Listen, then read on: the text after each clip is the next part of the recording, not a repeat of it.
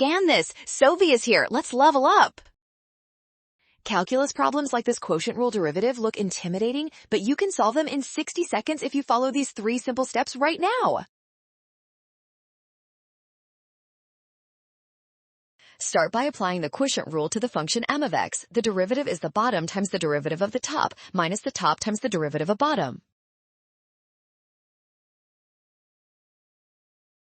Now evaluate the derivative at x equals 0. Carefully map each function and derivative value from the provided table into our quotient rule expression to get the correct numerical setup.